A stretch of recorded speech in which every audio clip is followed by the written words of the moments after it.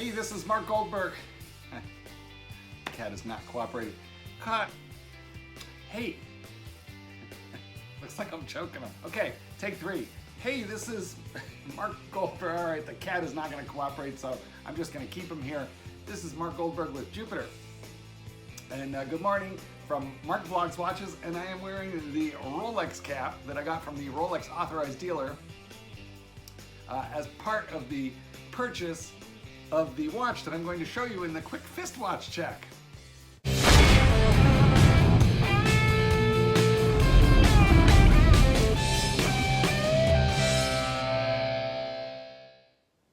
And it is the Rolex Sea Dweller 43 millimeter.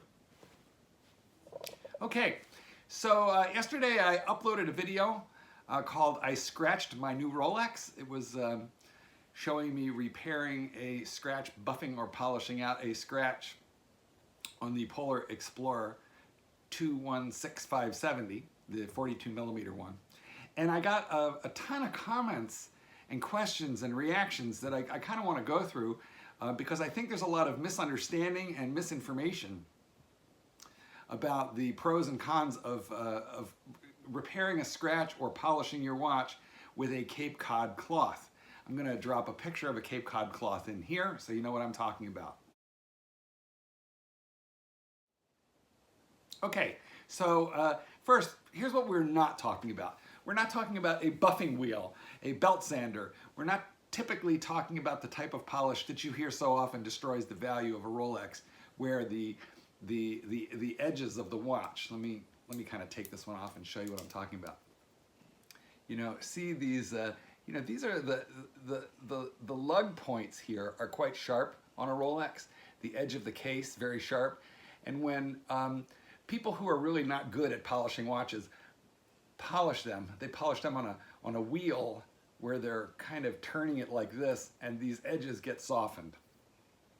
And that's almost an inevitable part of the process. Even a Rolex service center is going to do that, which may be fine up until a certain point, but if you do it X number of times, they're removing material every time. And you never want to do that on a vintage watch. Vintage watches have patina, which is a little bit of damage from time, and removing that will destroy the value of it. It's sort of like, oh look, I bought this beautiful Stradivarius violin. Let me have somebody belt sand off, you know, the varnish from, you know, 1492 when it was put on there and paint it with some, you know, nice, you know, modern polyurethane. You would never do that. The patina is part of the deal. But on the Polar Explorer, which is only, you know, like a 2-year-old watch, when I scratched it with the calipers, which is, oh, that's another thing we're going to talk about. But when I scratched it with the calipers, that's not patina. That was just me being an idiot, as so many of you were kind enough to point out. So I'm going to go onto the computer here. I may have to look down from time to time. You know, first, a lot of you told me that I'm an idiot, which, like I said, I know, thank you. Now I know. Now I know. And what you correctly pointed out is that I should have put, you know, like Scotch tape over those pointy edges of the caliper. The caliper is the thing that you use to measure a watch, and it's got, you know, like scissors-like projectiles on it. And yeah, it was dumb of me. I didn't know. Also, many of you pointed out that when I lamented that they don't make calipers out of plastic, that I'm wrong, and they do. So thank you. That is all cleared up now. Okay. So here are a few of the comments though that I want to address, and I will from time to time be looking down, you know, in order to, you know, factor those out. Rajay Cole says, "Hey, Mr. Goldberg, I am a fan. Great presentation and topics. Thank you, Rajay. I am surprised the Rolex surface is that soft. Does this mean the polish will not hold up that good? Thanks, and keep the vlogs coming." Okay, so no, the Rolex surface is not that soft. It's not soft at all. It's stainless steel. However, the calipers that I use, those are made of hardened stainless steel. And hardened stainless steel is meant to, you know, specifically not to take on damage, because, you know, those calipers are used to measure all kinds of things. And so, you know, they're deliberately made very hard, and of course they're quite sharp. So, Rajay, I did a stupid thing, and a Rolex can scratch, but they are very resistant to, you know, most forms of damage. Any high polished steel surface is vulnerable to scratching, but it is not a soft surface, so you don't have to worry about that. In fact, Rolex is very durable and extremely robust inside and out, and that's a good thing.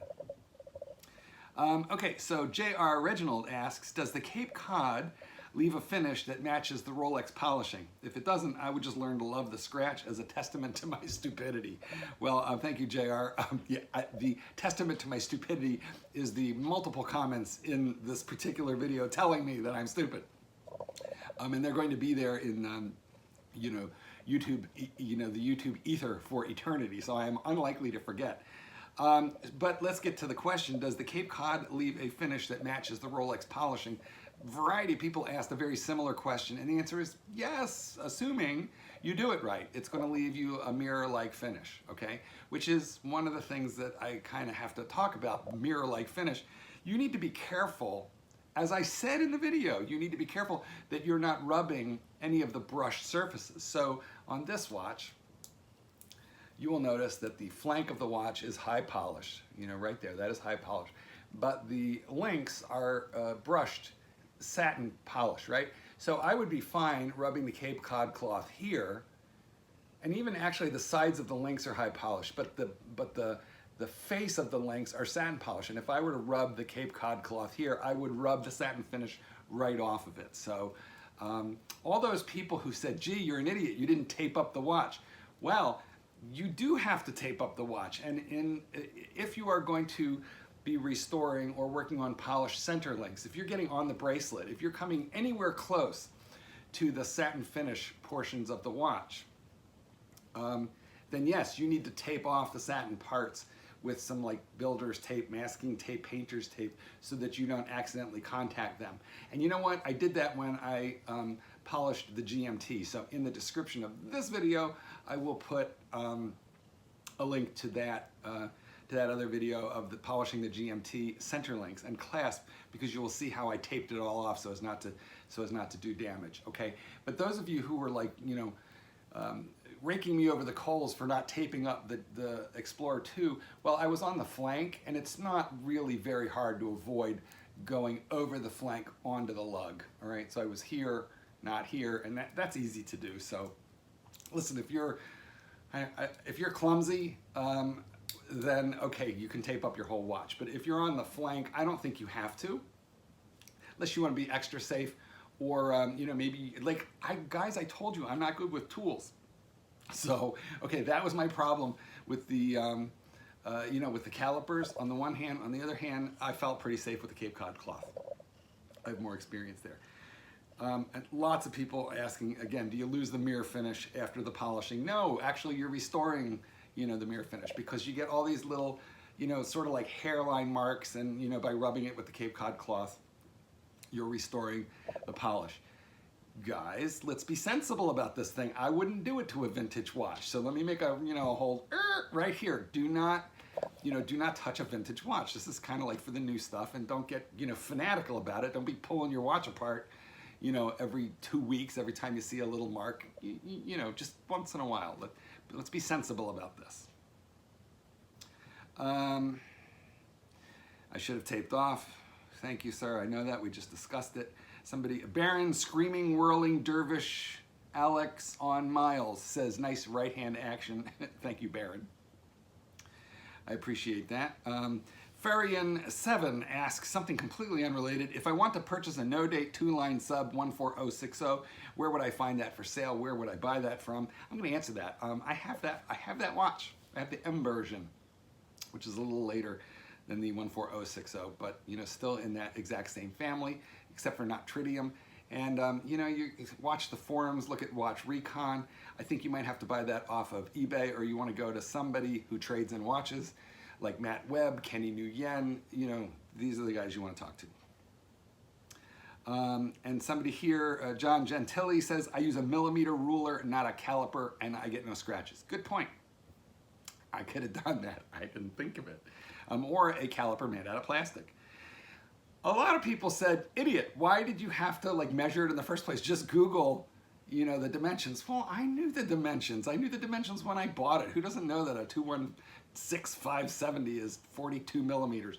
I just wanted to look cool, you know, like all those other YouTube gurus. Instead, I looked stupid. But like, hey, I admitted it. Why? Because it gave me another video. And I don't know if you people know this, but YouTube, she needs her daily, you know, ration of raw meat. And I'm doing it right now with you guys. Guido Pelagos, who has his own channel, which I like. He's a Dutchman. He says, oh, wow, that's hard. Bumping into something is one thing, but that is almost on purpose, meaning, you know, that I scratched that watch with the caliper. It is not a character scratch. They do make plastic calipers, and the rest of us put a bit of tape on the ends of the tool. I know. Honestly, I do not get the remeasuring itself. Well, I just wanted to be cool, Guido. I wanted to be, you know, I wanted to play with the big kids in the sandbox. But we don't trust the size it says on the box. I did trust it. Like I said, I was just pulling a stunt for YouTube. Do we care if it's a millimeter bigger? I find this is only necessary with lug width. And, you know, you didn't say it, but I will. And dating. Okay, so Guido, I was just trying to be cool here, but, you know, thanks for watching the video and commenting. Great guy. Rivermatic says, despite scratches, have you given a Rolex the sniff test? AC3 is onto something when he sniffs his goods. Rolex steel has a sweet luxury smell. Try it. Give it the sniff test. For me, I don't mind the scratches. Rolex must have thought about scratches because in the sunlight, the glint from my scratched Rolex gives off almost a diamond kind of rainbow effect. Where some see scratches, I see rainbows, leprechauns, and unicorns. River, I don't know what you've been smoking, but just, you know, my address is in the description of this video if you want to send me some. 904L steel, I'm going to make a proper video about that. It is supposed to be a version of steel that holds a polish better, and I think it does. You know, the way Rolex steel just glows, it has a property which I find better and different than the average watch. However, because it takes a polish so well, when there is the natural and inevitable defect, that those just stand out a little bit more to my eye. Oh, and when we are talking about polishing with a Cape Cod cloth, you know, here's a big aside. If you're an idiot like me, you need to know this. It's only for the polished stuff, for the high polished gleaming stuff, for the satiny stuff. That's a subject of a whole nother video, which I will discuss later. And in fact, somewhere I've done a video on it, but I will revisit the subject. We use a Scotch Brite pad, which is like the scrubby side of a specific type of sponge to carefully restore satin finish if that has been marked. Archie would love you to polish his tool. That's from V12 Pusser, thank you. And you know, of course, I asked a lot of, you know, one of the questions I asked was, would you polish this out? A lot of people said, no, leave it alone. But Alan Smith says, you're not anal, Mark. You're just on the OCD scale like the rest of us watch collectors. It's just the way we all are. All the best from Sheffield, England. Alan, thank you. Finally, someone understands. It's true. Okay, what else do we got here?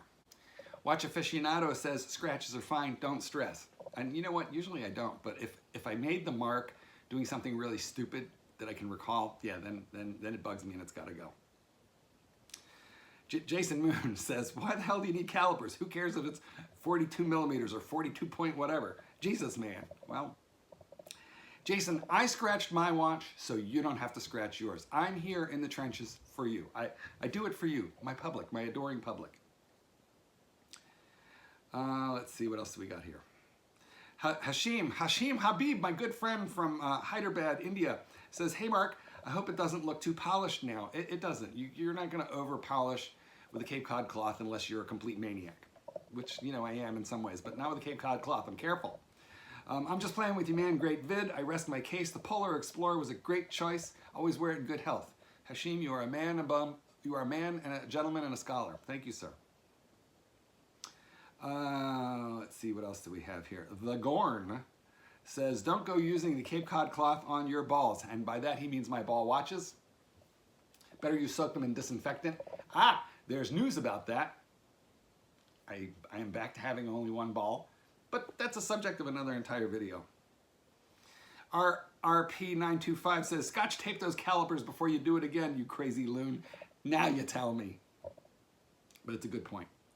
On a different topic, Jonathan Land, I have a 11660 blue, which is the James Cameron DSSD, and I never found any issues with wearing it, but shall I exchange it for a new version? No, don't. Keep the old one.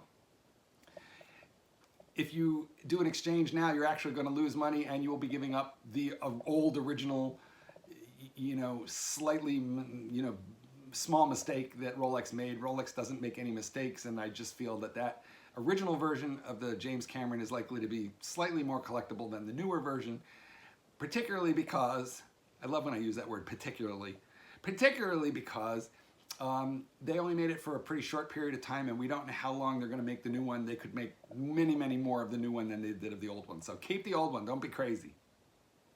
Stuart Fligeroid? Sounds like hemorrhoid, Stuart. Sorry. But Stuart said, I laughed out loud when I saw the scratch. I put virtually the same mark on mine within a day of getting my 216570. Although it wasn't with calipers. I smacked into a table at a restaurant. But I just live with the war wounds for now. Maybe I will let it go until service is done. Stuart, listen, if I was out at a restaurant with my mistress and I accidentally smacked into a table, diving under a booth when my wife walked in the door looking for me, I would probably leave that mark too, because, that's a legit war wound, okay, guy? I scratched mine, with a case-hardened steel measuring instrument. That's like a stupid story. You have a good story. You probably spilled a $50 bottle of Bordeaux. I myself just, did a dumb thing.